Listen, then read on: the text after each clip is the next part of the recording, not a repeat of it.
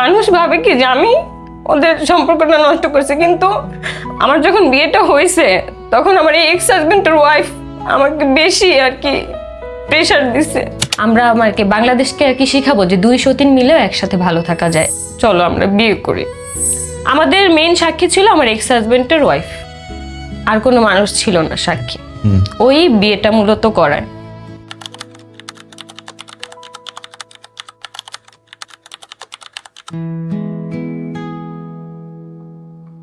তখন কি সতীন প্রেগন্যান্ট? তখন সতীন প্রেগনেন্ট। আপনিও তখন প্রেগন্যান্ট? হ্যাঁ, ওর 3 মাস পরে হচ্ছে আমি প্রেগনেন্ট হয়েছি। আমি এবং তখন মনে হয়েছিল যে দুই বউ প্রেগন্যান্ট, এটা নিয়ে আমরা ভিডিও করতে পারি, এটা নিয়েও বলছে আমার সতীন যে আমরা যদি দুই বউ একসাথে প্রেগনেন্ট হই, আমাদের এখন তো ভিউ নাই, এখন তো রিচ নাই, এখন তো আমাদের ডলার আসতেছে না, বাট তখন মানুষ ভিডিওগুলো অনেক দেখবে। ডলার বেসিক্যালি ভাইয়া এটাই হয়েছে। আমরা যখন প্রেগনেন্ট হয়েছি তখনই আমাদের পেজগুলো অনেক বেশি ভিউ হয়েছে, আমাদের ফলোয়ার এত পরিমাণে বাড়ছে, তখন আর্নিংও তখন অনেক বেশি ছিল। সে টাকা ভাগ কত পাইছেন আপনি? আমাকে কোনো টাকা দেয়নি। আমি একটা অদ্ভুত জিনিস মনে পড়লো, যখন আপনার দুই বউই ডিভোর্সি তখন আপনার হাজব্যান্ডের সঙ্গে আমার কথা হয়েছিল। উনি হচ্ছে সাভারে থাকতো, উনি বলতো আমার মনে পড়ছে না, আমি রিকল করতে পারছি। আমার কাছে জিনিসটা অনেক ঘৃণিত লাগছে, সরি ফর মাই ল্যাঙ্গুয়েজ, আমাকে ক্ষমা করবেন। আমার কাছে মনে হয়েছিল আমি ওনাকে ডাকি এবং জিজ্ঞেস করি যে বাজে সংস্কৃতিটা চালু হইতেছে, এটা খুব খারাপ হচ্ছে। খুবই খারাপ এটা। এবং খারাপ তো সে করেন, আপনি করছেন। সে অবশ্যই দায়ী, কিন্তু সেখানটা 100-র মধ্যে 90 ভাগ দায়ী আপনি। 90 ভাগ চোখে নিজে দেখছেন যে আমার সতীন আছে, একসাথে যাচ্ছেন, একসাথে প্রেগন্যান্ট হইতেছেন, জাস্ট ভাইরাল হওয়ার জন্য আপনারা জিনিসগুলো করতেছেন। ভাই আমি তখন চাইছি যে যতটা সম্ভব নির্লজ্জতা এটা, sorry but this is it. দুধের বাচ্চাকে অন্য রুমে রেখে দুই বউ দুই পাশে নিয়ে জামাই মাঝখানে ঘুমাবে। তো আমি যখন হচ্ছে আমার বাচ্চার সাথে আলাদা ঘুমাইছি, তো আমার সতীনের যে মেয়ে সে হচ্ছে কাজের লোকের কাছে অন্য রুমে ছিল, আর আমার ওই হাজবেন্ড আর হাজবেন্ডের ওয়াইফ আলাদা রুমে ঘুমাইছে। তো ঘুম থেকে ওঠার পরে বলতেছি কি নবাবজাদির মেয়েরে ডাকো, আমরা রুম আলাদা করবো, এইভাবে আলাদা ঘুমানোর কোনো প্রয়োজন নাই, রুম আলাদা করব। তা আমি দেখতেছি কি ওর কথাবার্তার ধরন ভালো না, তো এই জন্য আমি আবার আমার হাজবেন্ডকে ডাক দিছি যে একটু এদিকে আসো, তোমার সাথে আমার কথা আছে। পরে ডাক দেওয়ার পরে আমি জিজ্ঞেস করতেছি যে কিভাবে কি, যে রুম আলাদা করবে, এতদিন তো আমি অনেক বলতাম কিন্তু আলাদা করে নেই কখনো, তাহলে কিভাবে কি, তুমি কি আমার সাথে একদিন থাকবা আর একদিন কি ওর সাথে থাকবে এইভাবে, নাকি হচ্ছে রুমই আলাদা করবে? আমার হাজবেন্ড আমাকে বলে কি যে আমাকে কেন জিজ্ঞেস করতেছো, আমি তো জানি না। আমি বলতেছি তুমি জানো না কেন, তোমরা তো রাতে একসাথেই ঘুমাইলা, তোমাদের মধ্যে ডিসকাস হয়েছে অবশ্যই। আমাকে চুল ধরে আমাকে হচ্ছে দেয়ালের সাথে বাড়ি মারছে। বাসায় 10-12 জন দাঁড়ানো, কেউ আমাকে ধরে নাই। আমি যদি ভাই একটা কথা মিথ্যা বলে থাকি, ওদের বাসায় সিসি ক্যামেরা ছিল সব জায়গায়, ওদেরকে আমি বলবো যে সিসি ক্যামেরার ফুটেজ গুলো দেখাইতে, বলে কি আমি বলে এইগুলো মিথ্যা বলতেছি। এর আগে কি তোমার দুটো বিয়ে হয়েছে? হ্যাঁ। তোমার এই হাজবেন্ড দ্বিতীয়? প্রথম যার সাথে আমার বিয়ে হয়েছিল তার সাথে আমার 7 মাসের সংসার ছিল। আচ্ছা। আমার ওই হাজবেন্ড বেকার ছিল, তো ওই হাজবেন্ডের টপিকে আমি কোনো কথাই বলতে চাই না। সেকেন্ড বিয়েতে গিয়ে আমি দেখতাছি আর একটা বউ আছে এবং সেই বউ থাকা অবস্থায় সেই বউয়ের সময়তে আমি বিয়ে করলাম। কোনো পাগল এ কাজ করবে? একসাথে যদি আমরা থাকি অনেক ভালো থাকবো। আমার লাইফটা নিয়ে অনেক ডিসঅ্যাপয়েন্টেড যে আমার হাজবেন্ডের সাথে আমার ডিভোর্স হয়ে গেছে 1 বছর প্লাস। আমি আমার হাজবেন্ডের কাছে যেতেও চাচ্ছি না। আমি চাই যে আমার হাজবেন্ড আর মানে এক্স হাজবেন্ড আর ওর ওয়াইফ একসাথে ভালো থাকুক, কিন্তু ওরা দুইজন মিলে আমাকে ভালো থাকতে দিচ্ছে না।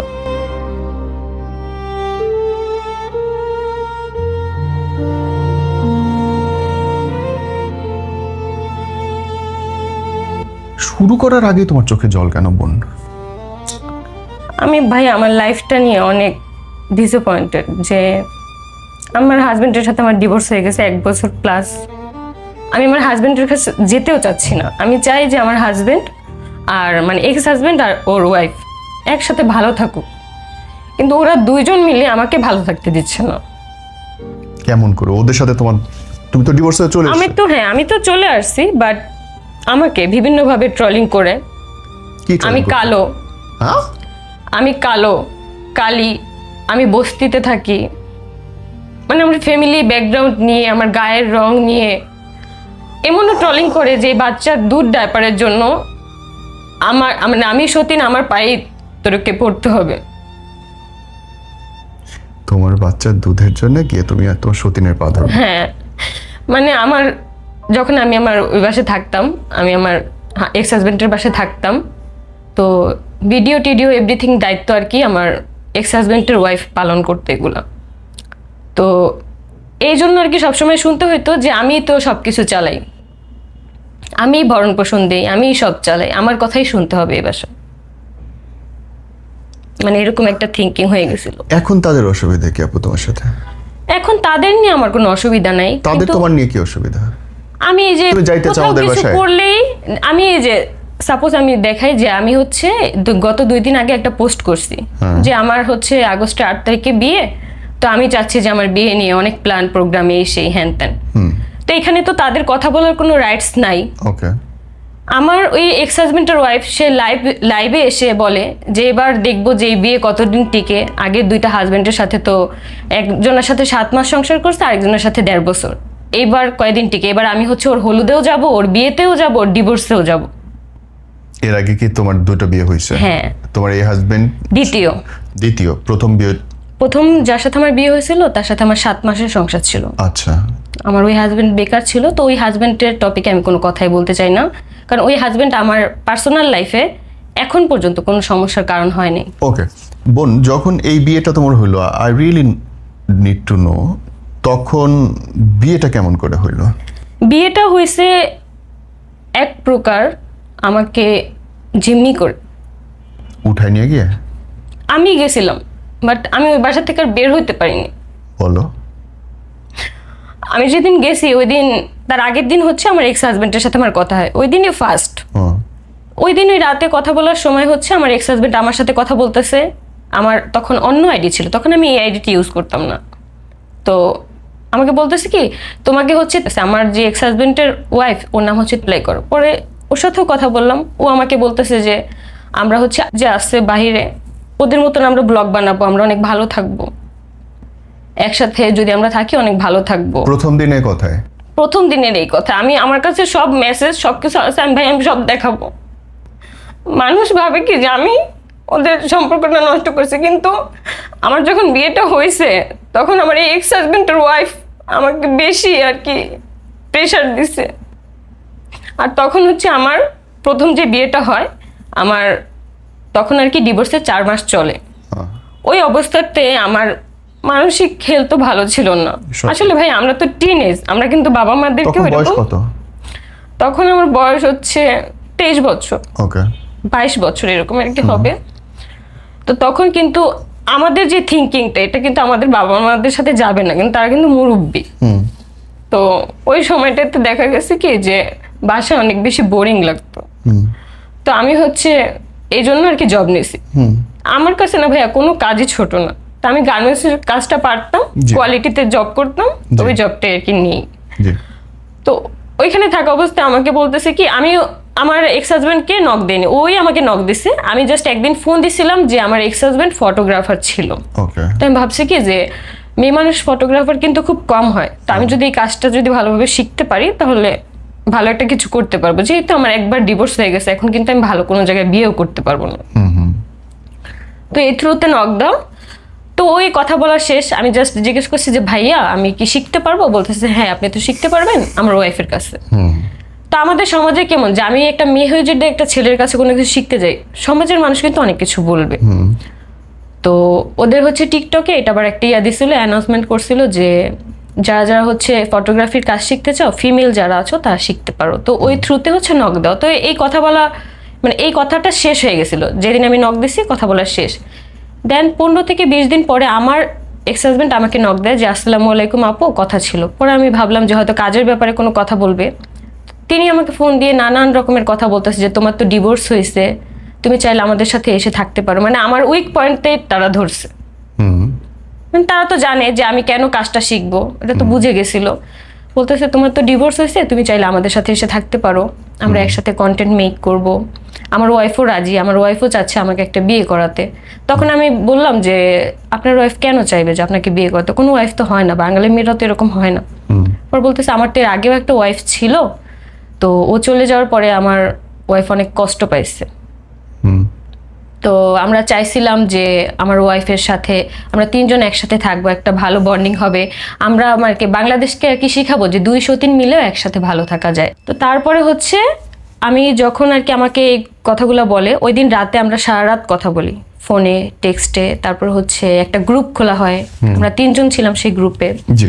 তো কথা বলার সময় আর কি তখনও আমি ওদের সাথে কথা বলতেছি আর আমি নিজের মধ্যে আর কি ভাবতেছি যে আসলে কি আমি ওকে বিয়ে করব, যে লাইফটাকে আসলে এখান থেকে আবার শুরু করব নাকি, মানে আমি বুঝতেছিলাম না। আমি তো কারো কাছে শেয়ার করতে পারতেছিলাম যে আমার মধ্যে এগুলো চলতেছে, আমি এদের সাথে কথা বলতেছি। তো তার পরের দিন হচ্ছে আমি সকালবেলা ঘুম থেকে উঠে অফিসে যাই, সকাল 8টা থেকে হচ্ছে রাত 8টা পর্যন্ত অফিস। তো অফিসে যাওয়ার পর দুপুরবেলা যখন হচ্ছে লাঞ্চ টাইমটা আর কি দেয়, তখন আমি বের হয়ে দেখি কি আমার ফোনে আমার এক্স হাজব্যান্ডের ওয়াইফ 12টা কল দিছে। তারপর আমি ফোনটা ব্যাক করি, পরে বলতেছে তোমার না আজকে আসার কথা আমাদের বাসায়, তুমি কোথায়? আসো আমরা একসাথে মানে সামনাসামনি কথা বলি, কি করা যায়। মানে ওই দিন আমি জানতাম না ভাইয়া যে আমার যে বিয়ে হবে, আমি জানতাম না ওই দিন। পরে না আমি না ভাবতেছিলাম যাবো কি যাবো না, আবার ভাবলাম যে না একটু যাই কথা বলি, যদি আমি কাজ করতে পারি, যে ফটোগ্রাফির কাজটা যদি শিখতে পারি তাহলে সেটাও হবে। পরে আমি ওই দিন গেছি, যাওয়ার পরে হচ্ছে আমি যখনই কাজের ব্যাপারে কথা বলি ওরা ওই ঘুরায় ফেরায় না ওই বিয়ের দিকে এই কথাটা নিয়ে যায়। তা আমি ওদের বাসায় গেছি হচ্ছে বিকাল 5টা বাজে। কোথায় বাসা? সাভার। আমি মিরপুরে থাকি, মিরপুরেই জব করি। ওইখান থেকে আমি সাভার গেছি, রেডিও কলোনির ওইখানে। ওকে। তো এখানে যাওয়ার পরে 5টা বাজে বাসায় ঢুকি। তো আমাকে যাওয়ার পরে হচ্ছে আইসক্রিম, বিস্কিট এগুলো আর কি হাবিজাবি খেতে দেয়। ওই দিন ওদের বাসায় রান্না করা হয়নি, দুপুরে রান্না হয়নি, মানে ওদের কাছে কোনো টাকা নেই, রান্না করা হয়নি। তো এই ব্যাপারটা আমি জানতাম না, এগুলো এত পার্সোনাল লাইফে তার কথা হয়নি। তো আমাকে হচ্ছে এগুলো খেতে দেয়। তা আমি হচ্ছে আবার অল্প কিছুটা খাই, কারণ আমি তো অনেক টেনশনে যে আমি এত দূর আসছি, আমার আবার বাসায় ব্যাক করতে হবে। আমি হচ্ছে 500 টাকা দামের একটা জামা পরাছিলাম, মানে 3 পিস পরাছিলাম। আমার যদি ভাই ওইরকম ইন্টেনশন থাকতো যে আমি ওই দিনই ওদের বাসায় চলে যাব, অ্যাটলিস্ট আমি তো আমার ফোনের চার্জারটা নিতাম। আমার প্রয়োজনীয় একটা মানুষের কিছু কিছু প্রয়োজনীয় জিনিস থাকে না যেগুলো মানুষ সারাক্ষণ ক্যারি করে, কিচ্ছু নেই ভাইয়া। জাস্ট ওই একটা 3 পিস পরেছিলাম, আমার ফোনটা আমার কাছে ছিল, আর আমার এনআইডি কার্ড সবসময় আমার সাথে থাকে, যেহেতু আমি জব করি ওই ক্ষেত্রে লাগে। তো যাওয়ার পরে হচ্ছে ওরা ঘুরে ফিরে দেখতেছি কি কত ওইখানেই নিতেছে। তারপর রাত 8টা বাজে আমাকে বলে কি তুমি আমাদের সাথে থেকে যাও, তুমি যেও না। আমার দেখতেছি কি আমার এক্স হাজবেন্ডের থেকে আমার হচ্ছে এক্স হাজবেন্ডের বউ ও এফোর্ট দিচ্ছে বেশি আর কি, যে তুমি আমাদের সাথে থেকে যাও, আমাদের লাইফটা অনেক সুন্দর হবে। পরে না আমি বললাম যে এভাবে আমি থাকতে পারবো না আসলে, কারণ দেখা যায় কি এরকম হয় না, তুমি তো স্টিল এখন ওর ইয়াতে আসো।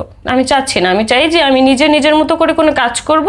দ্যাটস ওয়াই কালকে আমাদের মধ্যে যাই কথা হয়েছে সেটা ওইখানেই সীমাবদ্ধ। মানুষের মধ্যে তো মানুষের কত ধরনের কথা হয়। তো তারপরে আমাকে ওরা যেতেই দিতেছে না, বলতেছে যে মানে লিটারালি আমাকে ধরতেছে আমার ওই এক্স হাজব্যান্ডের সতীন, যে তুমি থাকো অনেক ভালো লাগবে, আমার হাত ধরে বসে আছে। তো দেখলাম কি যে রাতের 9টা বেজে গেছে। তা আমি যখন দরজা খুলতে গেছি, ওদের বাসার যে ওরা যেই ফ্ল্যাটে থাকতো দরজা লক করা ভিতর থেকে। আমি বলি কি যে দরজা কেন লক করা? কয় তোমাকে যেতে দিব না। ওরা হাসতেছে ওরা দুজনেই, যে তোমাকে তো যেতে দিব না, তোমাকে রেখে দিব। তখন আমি চিন্তা করতেছি যে 9টা বেজে গেছে, এখন যদি আমি মিরপুর যাই, এখান থেকে মিরপুর যেতে আর না হলেও কম হলেও 1.5 ঘন্টা টাইম লাগবে। তো 9টা থেকে 10টা 11টা 12টা বেজে যাবে। তো তখন আর কি ভাবতেছি কি যে না আমি ওদেরকে একটু বুঝাই যদি বলি তাহলে হয়তো ওরা আমাকে যেতে দিবে। তো ওই সময় থেকে না আমি ওদের অনেক সুন্দরভাবে বলতেছিলাম যে আমাকে যেতে দাও, আমি বাসায় চলে যাবো, আমি বিয়ে করবো না। ওরা আমাকে ছাড়তেছে না।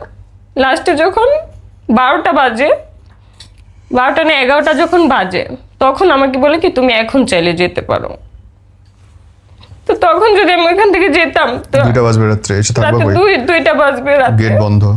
তো গেট বন্ধ। আর আমরা হচ্ছে যে বাসা থাকতাম 7 তলায় আমাদের বাসা, আমি যখন নিচ থেকে উপরে উঠবো মানুষ বলবে কি কোনো বেটার সাথে থেকে এসছি, বাজে কথা। নানান ধরনের কথা বলো। তখন আমি চিন্তা করতেছি কি যে হয়তো যদি বিয়ে হয়ে যায় তাহলে তো এটা ট্যাগ যে না বিয়ে হয়ে গেছে, পালায় গেছে, ভাইগা গেছে, বিয়ে হয়ে গেছে।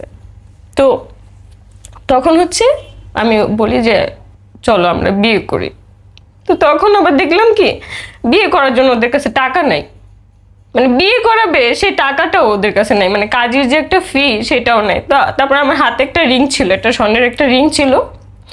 তো আমার ওই হাজবেন্ডের ওয়াইফ বলতেছে কি আসো এই রিংটা আমরা হচ্ছে বন্ধক দিয়ে আসি। মানে ওদের এইগুলো করতে করতে অভ্যস্ত ওরা, মানে এরকম করতে করতে।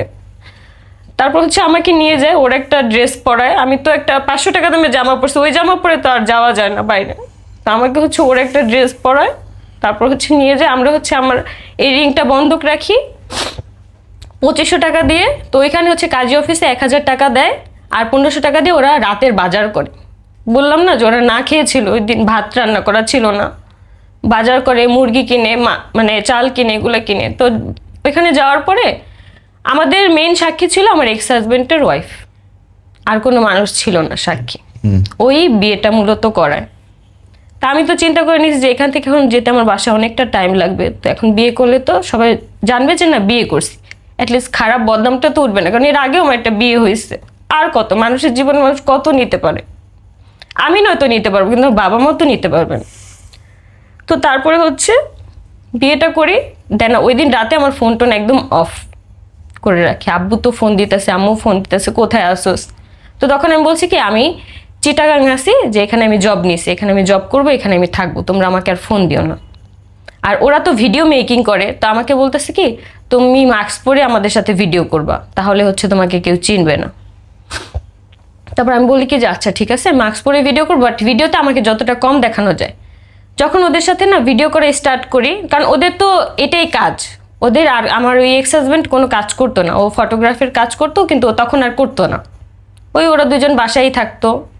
আমার এক্স হাজব্যান্ডের হচ্ছে আগে একটা বিয়ে ছিল, 2 নম্বর বউ হচ্ছে 3 নম্বর বউ আরেকটা মেয়ের সাথে বিয়ে হওয়ার পরে ওই মেয়েটার মা অসুস্থ হয়ে যায়। ওই বিয়ের কথা শুনে ওই মেয়েটা 3 দিন না যেন 4 দিন ওদের সাথে ছিল। ওই মেয়েটা চলে যাওয়ার পরে আমি হচ্ছি 4 নম্বর বউ। আমি আসার পরেও আরও একটা মেয়েকে বিয়ে করছে আমার হাজবেন্ড, মানে ছেলের দায়িত্ব পালন করার জন্য। না আমার ঘরে হচ্ছে ছেলে, আমার বেবিটা হচ্ছে ছেলে বেবি। তো বলতেছে মানে তখন আর কি ওই মেয়েটাকে বিয়ে করে পোস্ট দিছে যে কারো বাবার দায়িত্ব নিলাম। তো তারপর ওই মেয়েটার বিয়ের দায়িত্ব নেওয়ার পরে মানে বিয়ে করছে, ছেলের দায়িত্ব নিছে। দেন কয়েকদিন পরে দেখলাম মেয়েটা চলে গেছে, মেয়েটার সাথে অনেক ঝামেলা। তা আমি তো তাদের লাইফে না এইসব ব্যাপার নিয়ে আমি আর কোনো কথাও বলিনি। তো আমার এই হাজবেন্ডের সাথে হচ্ছে এইভাবে আমার বিয়েটা হয় মূলত। বোন, তাহলে রিলেশনে ঢোকার পরের অবস্থাটা কেমন ছিল? পরে 1 মাস খুবই ভালো ছিল। তখন দেখতাম যে আমার হাজবেন্ড আমাকে অনেক প্যাম্পার করে। তারপর হচ্ছে হাজবেন্ডের যে সতীন, মানে হাজবেন্ডের যে বউ আমার যে সতীন ছিল, সেও প্যাম্পার করে আমাকে। দুজনকে আলাদা 2 রুমে থাকতে? না, দুজন আলাদা 2 রুমে থাকতাম না, আমরা 1 রুমেই ঘুমাইতাম। আমাকে যেদিন আর কি ফোনে আমার টেক্সট, আমি সব কিছু নিয়ে আসছি আজকে আমার ফোনে। আমাকে বলা হয়েছিল যে তুমি যদি আমাদের সাথে বিয়ে করো, মানে আমার একসাথে যদি আমাদের বিয়ে হয়, আমরা যদি থাকি একসাথে, তাহলে চাইলে তুমি তোমার মতো তোমার রুম আলাদা গোছায় নিতে পারবা, আমি আমার মতো আলাদা রুমে থাকবো।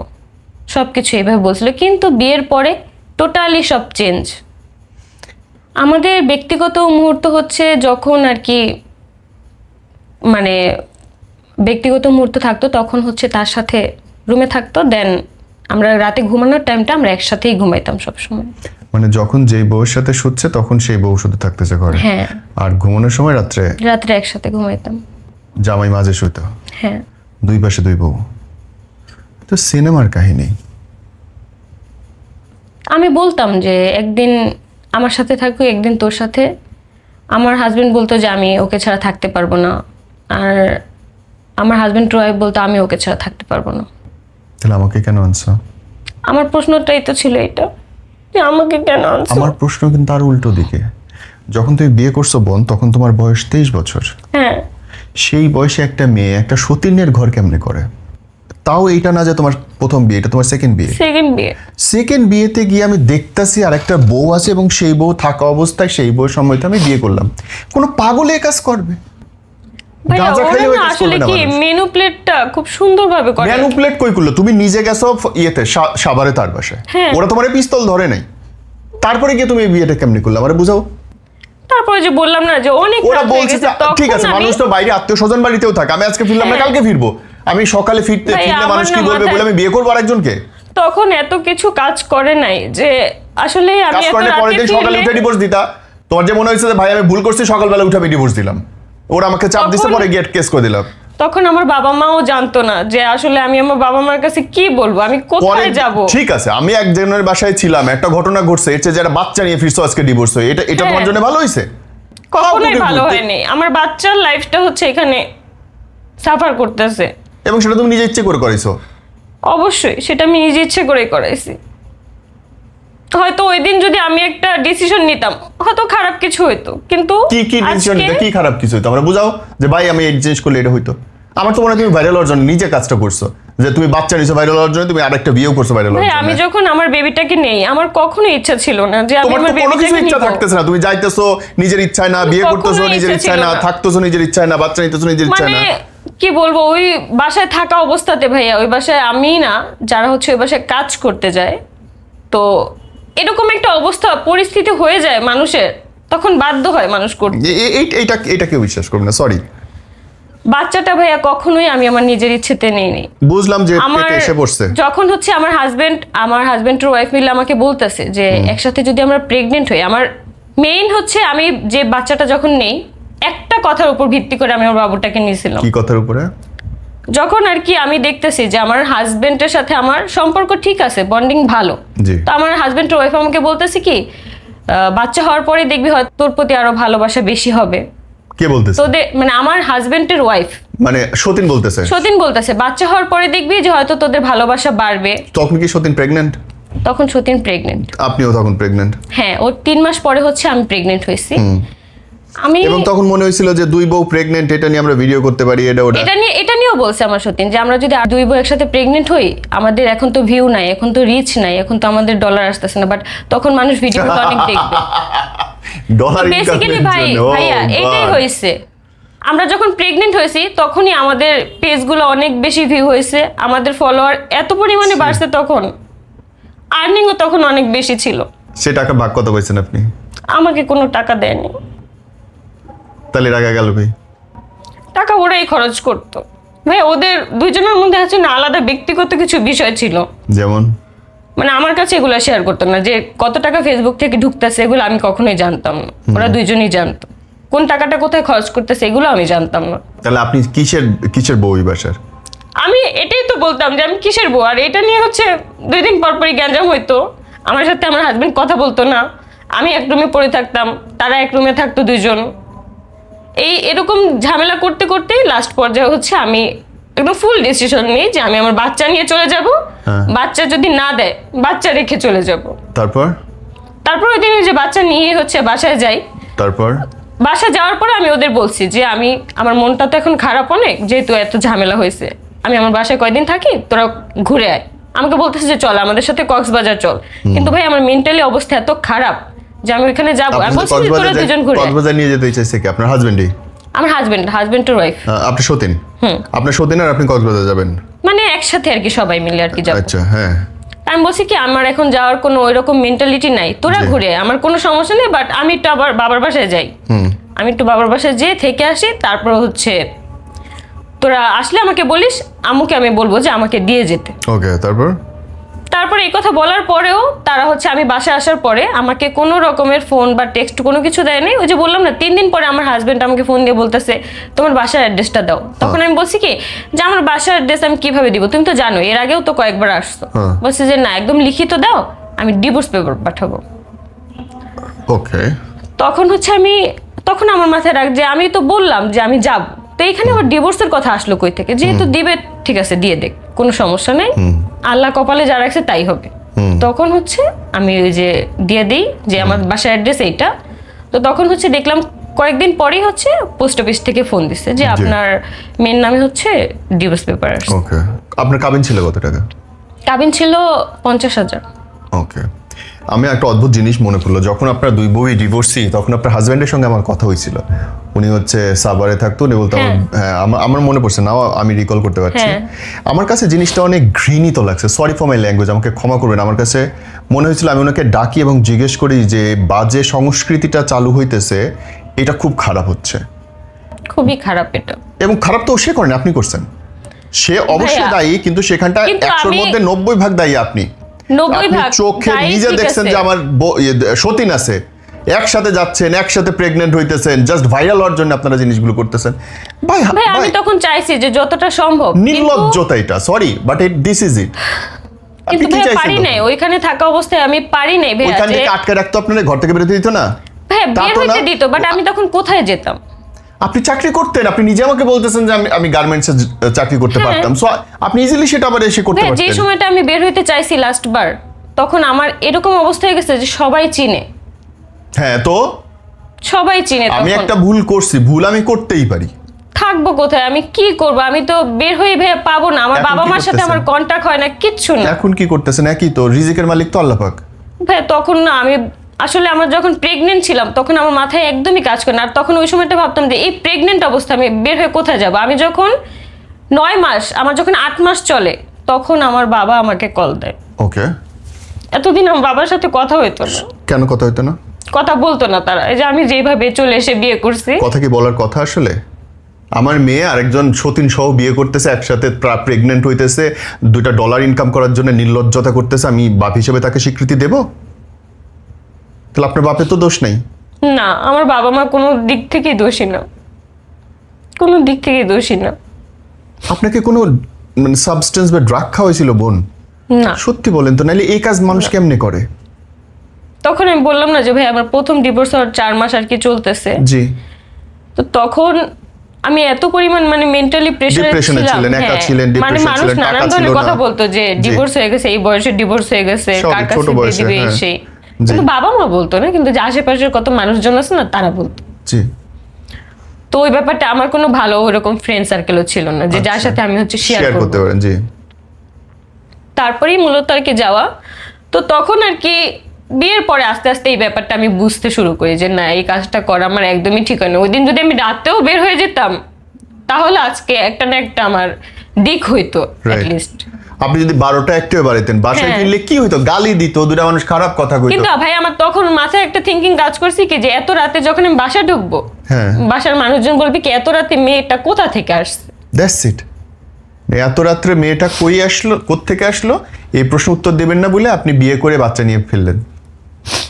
এটা সতীন আলাপ লোকের, বাহ, ফ্যান্টাস্টিক। বিয়ের পরেও ভাই আমি ওই বাসা থেকে কয়েকবার বের হইতে চাইছি, কিন্তু আমার হাজবেন্ড আর আমার সতীন পায়ে শিকল বাঁধা রাখছিল, বের হইতে দেয়নি। মানে শিকল দিছিল না রুম আটকে দিছিল? যেটা হয় যে তালা তো দিয়ে রাখে নাই, ফোন ছিল, 999 কল করতে পারতেন।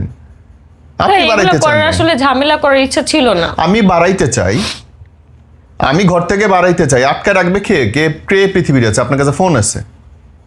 এগুলো তো ঢঙের কথা বললেন আপনি আমারে। ভাই তখন আমি এরকম মেন্টালিটিতে ছিলাম না। এইটা বলতে পারেন, এইটা আমি বললাম না যে আমি যখন আমার বিয়েটা হয় আমার মাথায় একটা জিনিসই কাজ করতেছিল যে মানুষ কি বলবে, মানুষ এত রাতে আমি কোথা থেকে ফিরছি, এটা মানি আমি। আর ওই সময় আমি ভাইয়া মানে এখন যেমন চঞ্চল, এরকমও ছিলাম না যে রাতে আমি কোথায় থাকবো, কার কাছে থাকবো। শক্তিশালী ছিলেন না মানসিকভাবে? আমার বললাম না, আমার কোনো এরকম ফ্রেন্ড ছিল না। মানুষের অনেক বন্ধু বান্ধব থাকে যে রাতে তোর বাসায় একটু থাকবো, আমার এরকম কেউ ছিল না। সাহসী হয় মানুষ অনেক, তখন এরকম ছিল না ভাইয়া যে আমি কোথায় থাকবো। মূলত এই ব্যাপারটার জন্যই লাস্টে বাচ্চাটা নেওয়ার সময় আমি ভাবছি কি হয়তো আল্লাহ এরপরে সবকিছু ঠিক করে দিবে, যে বাবুটা হইলে হাজবেন্ড ওয়াইফের মধ্যে অবশ্যই ভালোবাসা বাড়ে। কি ঠিক করবে?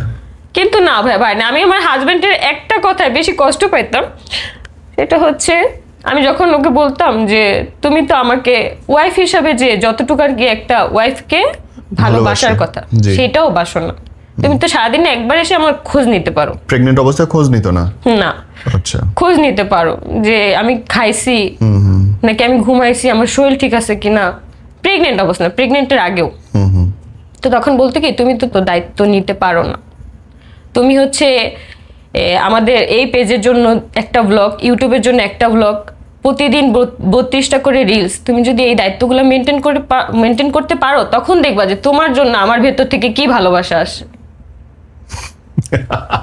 আমি তখন ভাবলাম কি যে এটা বিবাহিত জীবন নাকি এটা দায়িত্ব, নাকি মানুষের ভালোবাসা তো মন থেকে আসার কথা। যে আমি রিলস বানাবো 32টা প্রতিদিন, একটা করে ইউটিউবের জন্য ব্লগ, একটা করে ফেসবুকের জন্য ব্লগ, এগুলা বানাইলে নাকি আমার প্রতি ভালোবাসা আসবে। তো যখন আমরা তো লাইফস্টাইল ব্লগ বানাইতাম, তো লাস্টে মূলত ঝগড়াগুলো লাগতো এই কারণে যে যখন ভিডিওটা অন থাকতো তখন আমার এক্স হাজবেন্ড আমার পাশে এসে বসতো, আমাকে ধরতো। তখন আমি বলতাম কি যে এখন কেন আমাকে ধরতেছো, আমাদের রিয়েল লাইফ যেমন মানুষ এটাই দেখবে, আমি এত নাটক বা এগুলো আমি পারবো না দেখাই। তখন এই ব্যাপারগুলো নিয়ে অনেক ঝামেলা হইতো, আমি কেন ভিডিওর মধ্যে হাসি না, আমি তো ভাই মেন্টালি ঠিক নাই ওই বাসায় থাকা অবস্থায়, জি আমি কিভাবে ভিডিওতে আমি হাসবো, ফেক হাসি আমি কি আমার মধ্যে আসে না ভাইয়া। এটা নিয়ে বাসায় অনেক ঝগড়া হইতো আমার ওই সতীন, যে ওর হচ্ছে প্রত্যেকটা ভিডিওতে মন খারাপ থাকে, মানুষ এই জন্য অনেক কমেন্ট করে যে আপনার ছোট বোর কেন মন খারাপ থাকে, ভিডিওর সময় কেন হাসোস না। আমি বলছি আমার মধ্যে থেকে হাসি আসে না। আমি কোনো একটা পোস্ট দিলেও এটা নিয়েও সমস্যা শুরু হইতো, যে আমার মন খারাপ একটা স্যাড পোস্ট আমি দিলে আমাকে ডাকাইতো যে এই পোস্টটা কেন দিলি, বুঝাইতে চাস যে তুই এখানে খারাপ আছোস, এগুলা। বোন, আপনি বিপদে তো পড়লেন, বিয়ে করলেন, কিন্তু ফার্স্ট অনুধাবন করলেন কখন যে আমি ভুল করছি, ঠিক করতেছি না কাজটা? ফার্স্ট আমি বুঝি তখন আমার হচ্ছে প্রেগনেন্সির 5 মাস চলতেছে। ততদিন পর্যন্ত কোনো অ্যাকশন হয় নাই? অ্যাকশন হয়েছে বলতে কি, আমি ভাবছি কি যে মেয়ে মানুষ তো কত কিছু সহ্য করে, আর তার মধ্যে না আমার আম্মুর সাথে, আমার বললাম না আমার আব্বুর সাথে কথা হইতো না, বাট আমার আম্মুর সাথে মাসে 1 দিন বা 2 দিন কথা হইতো। তখন আমার আম্মু বলতো কি যে দ্বিতীয় বিয়ে কিন্তু হয়ে গেছে, এখন কিন্তু পাগলামি করলে হবে না, তো এখন এই বাসায় থাকতে হবে, মইরা গেলে এই বাসা থেকেই যাতে সাদা কাপড় পরে বের হস। তো ওই জন্য আর কি ভাবতাম কি, আমার আম্মু বলতো কি মেয়ে মানুষ কিন্তু সহ্য করলে অনেক কিছুই পরে পায়, যে তুই যদি এখানে সহ্য করে ধৈর্য ধরে যদি থাকোস দেখবি জীবন সুন্দরই হবে, ভালোই হবে। তো ওই কথার উপর ভিত্তি করে আমি চাইতাম যে যতটা চুপ থাকা যায়, যতটা থাকা যায়, কারণ ওই বাসায় থাকতে এরকম অনেক সিন ক্রিয়েট হইতো, বাট আমি কথা বলতাম না। 5ম মাস প্রেগন্যান্সি, তখন আপনার কাছে মনে হলো যে কাজটা ঠিক হয়নি? কাজটা ঠিক হয়নি। আর আরেকটা কথার জন্য, তখন আমার 5 মাস না, তখন 6 মাস বা 8 মাস আর কি চলে, তখন হচ্ছে আমার সতীনের বেবি হয়ে গেছে, তখন আমি প্রেগনেন্ট, তখন তো আমার সময় হয়নি ডেলিভারির সময়। তখন আমাকে একদিন ওদের সাথে ঝগড়া হয়েছে, মানে আমার হাজবেন্ডের সাথে আমার সতীনের সাথে ঝগড়া হয়েছে। তো তখন আমাকে আলাদা করে বলতেছে, মানে অনেক কথাই হয়েছে, তার মাঝখানে আর কি এই কথাটা বলছে যে তোদের যখন বিয়ে হয়েছে আমি না তখন রাজি ছিলাম না। আমি বলছি যে তো রাজি ছিলি না, তুই যে আমাকে এত এত মেসেজ পাঠাইলি, আমার কাছে তো সবই আছে, ও মাই গড, তাহলে কেন আমাকে তোদের মাঝখানে আনলি, আমি কখনো এরকম থাকতে চাই না। তখন আমাকে বলতেছে কি যে ওর চাপে পড়ে, ও হচ্ছে আমাকে ব্ল্যাকমেল করতো সবসময়, কিসের ব্ল্যাকমেল করতে? যে আমাকে যদি বিয়ে না করাও তাহলে হচ্ছে আমি মরে যাব, গলা ও ভাই এরকমই। এই ওয়েট, এ কি চকলেট নাকি মামা বাড়ির আবদার? আমি বউয়ের কাছে বলতেছি বউ আমার আরেকটা বিয়ে না দিলে আমি মরে যাব, এগুলো বলতো নাকি, এগুলো বিশ্বাস করবে না। হয়ে গেছে, ও রাজি হয় নাকি ও আমাকে এভাবে ম্যানিপুলেট এ পাগল নাকি? আমার বউয়ের কাছে আমি বললাম বউ আমাকে আরেকটা বিয়ে দাও নাহলে আমি মরে যাব, মানে তখন আমাকে বলতেছি কি যে তোরা যখন রুমে যাস আমার অনেক কষ্ট লাগে, আমার অনেক খারাপ লাগে, এগুলো আর কি বলতে। আমারে মাইরা ফেলাও তুমি, আমি সরি, আমি এইভাবে করে হাসলাম, আমি ক্ষমা চাই তোমার কাছে বোন, তোমার অনুভূতিটা অনেক কষ্টের, কিন্তু মানে হাও, কেমনে এটা তোমার কাছে স্বাভাবিক লাগে এই কথাগুলা? ওই দিন থেকে মনে হয়েছে কি যে আমি কেন বাচ্চাটা নিলাম, তখন মনে হয়েছে। কিন্তু তখন তো ভাইয়া প্রেগনেন্ট, বাচ্চা পেটে, কই যাব কি করব, আমার ফ্যামিলির অবস্থা ওইরকম ভালো না যে ফ্যামিলির কাছে এখন গেলে আমাকে আমার বাচ্চা সহ করতে পারবে।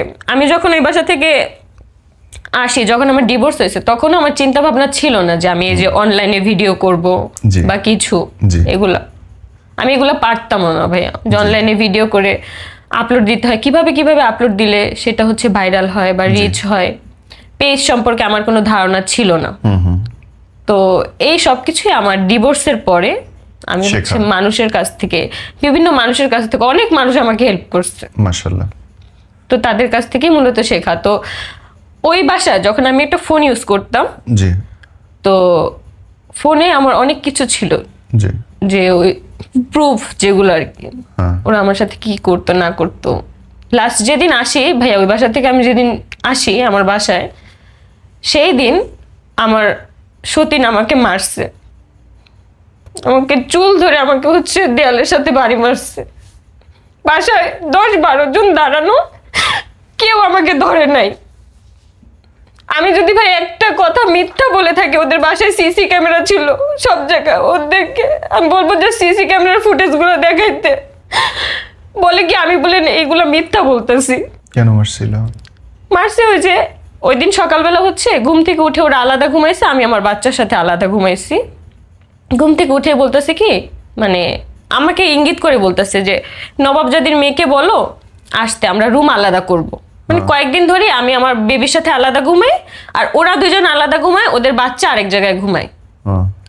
আমাদের বেবি হওয়ার পরে আমরা তিনজন একসাথেই মানে থাকা স্টার্ট করছি। বাচ্চারা হচ্ছে কাজের লোকেদের কাছে থাকে।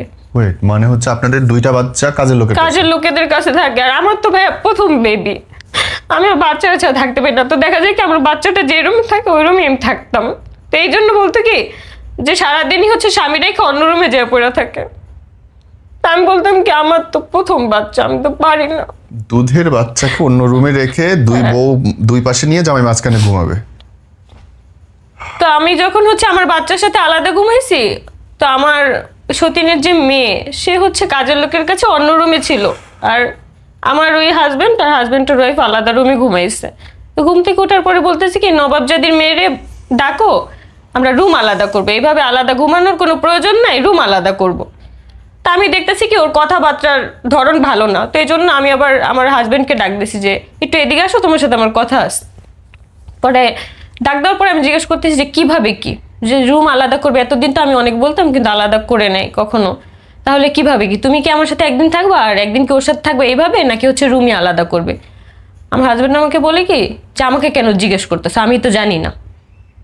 আমি বলতেছি তুমি জানো না কেন, তোমরা তো রাতে একসাথেই ঘুমাইলা, তোমাদের মধ্যে ডিসকাস হয়েছে অবশ্যই। বলতেছে আমাকে এইসব প্রেশার দিবা না, আমি এইসব মেন্টালি প্রেশার নিতে পারি না। হ্যাঁ, মানে আমি কিছু বললেই ভাই মেন্টালি প্রেশার হয়ে যায় সেটা। আমি যদি আমার হাজবেন্ডকে বলতাম যে আমাকে একটু হাগ করো, আমাকে তো মেন্টালি প্রেশার দিবা না, তোমার প্রতি আমার ফিলিংস আসে না, ভালোবাসা আসে না। মানে স্বামী স্ত্রীকে হাগ করবে এটা মেন্টালি প্রেশার দিতেছেন? হ্যাঁ। তো যখন এগুলো হচ্ছে ও বলতেছে কথা শুনতে শুনতে, তখন আমার সতীন দৌড়ে হচ্ছে রুমে আসছে। রুমের দরজা খোলাই ছিল, আমরা খাটের উপরে বসে কথা বলতেছিলাম। তা আমাকে বলতেছে, মানে গ্লাসে বাড়ি দিয়ে হাতের এখানে 21টা শিলি পড়ছে। কেন? ওই যে সবসময় এরকমই বাসার মধ্যে ভাঙচুর করে, গ্লাস ভাঙে, গলার মধ্যে ধরে, মানে এগুলোই করতো। মানে ঝামেলা, ওর সাথেও ঝামেলা হলে এগুলো করতো, আমার সাথে। ওনার ওয়াইফের একটা ইন্টারভিউ দেখলাম বোধহয়, যে ওনার ওয়াইফ বলতেছে যে তার হাজবেন্ডকে মানসিক চিকিৎসা করানো হচ্ছে বেশি বিয়ে করা রোগের কারণে। হ্যাঁ, আমি ওই বাসায় থাকতে তার মানসিক কোনো প্রবলেম আমি দেখি নাই। মানুষের মনের সমস্যা থাকে না, যে আমি মানুষের মন পাগল যেটা থাকে না সেইটা। আমি উপরে তো আল্লাহ আছে, আমি ওই বাসায় থাকতে দেখি নাই মানে কোনো মাসে সেশন নিতে। জাস্ট একবার জাস্ট হচ্ছে ডাক্তার দেখাইছে মেন্টাল আর কি এটার জন্য। কিন্তু সবসময় ওরা বলে যে হাজব্যান্ডকে নাকি প্রতি মাসে সেশনে আর কি দেখায়, প্রতি মাসে নাকি 3টা করে সেশন। এগুলো আমি কখনো দেখিনি ওই বাসায় থাকতে। মানে কিসের জন্য সেশন আপনাকে বলতো বা আপনি জানতেন? আমি জানতাম যে ওই বাসায় ওর নাকি হচ্ছে মাথা গরম, তারপর হচ্ছে ওর মাথা ও নাকি ভুলে যায়, সব কিছু নাকি ভুলে যায়, এই জন্য হচ্ছে নাকি ডক্টর দেখাইতো। আচ্ছা, আমি জানি না বোন আপনার কি বলার আছে, তবে আপনি লাস্টলি আপনার জীবন থেকে যদি মানুষ শেখে কি শিখতে পারে বলুন, আমরা শেষ করব।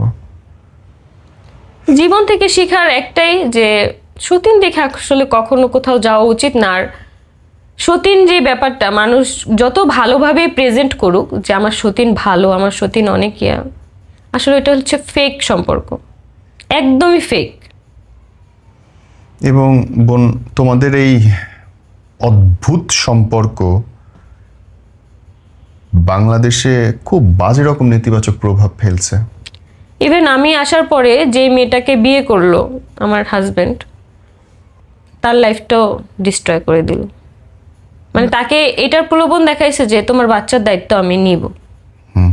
বাচ্চাটা হচ্ছে 5 বছর কি 6 বছর এরকম। বোন বিশ্বাস করো যে আমি ততক্ষণ কথা বললাম, আমার প্রতিটা মোমেন্টে মনে হয়েছে আমি যদি তোমার আপন বড় ভাই হইতাম আমি তোমারে মারতাম, প্রত্যেকটা লাইনে মারতাম আমি যদি তোমার আপন বড় ভাই। আমার বাবা মা যে এখনো আমাকে আশ্রয় দিছে, এখনো যে আমার সাথে ভালো বিহেভিয়ার গুলো করে, ঠিক করো নাই। এখনো যে আমাকে এতটা প্রায়োরিটি দেয়, আসলে আমি এটার প্রাপ্য না। ঠিক করো নাই। একটা লেভেল থাকে মানুষের অপরাধের, ভুলের, প্রায়শ্চিত্তে। তুমি কি করছো? ও মাই গড, ও মাই গড। আমি দোয়া করি বোন আল্লাহর কাছে যে আল্লাহ তোমাকে সুস্থতা দান করুক।